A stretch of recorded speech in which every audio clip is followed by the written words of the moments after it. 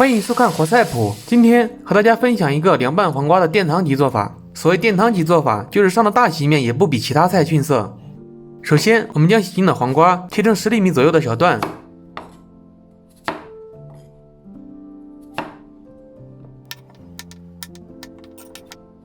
然后像这样，每段分4刀，把周围的绿皮部分切下来，中间的部分不要浪费，拿去蘸酱直接生吃都可以。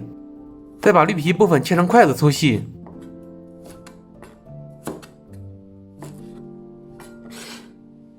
其余的小段也这样处理。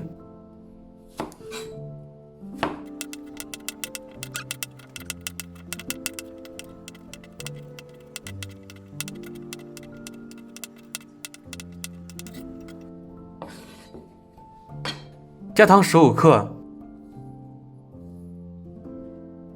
白醋10毫升，搅拌均匀，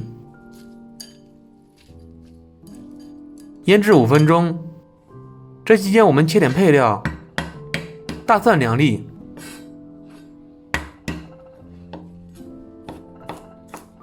小米辣4个，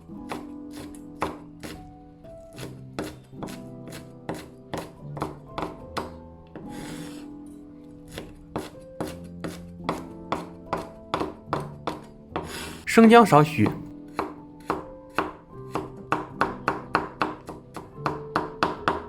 干辣椒少许，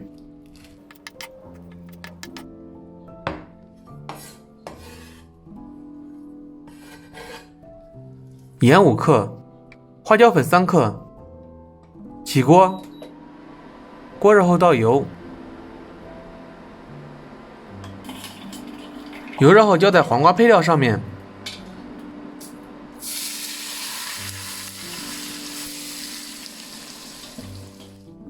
搅拌均匀，装盘。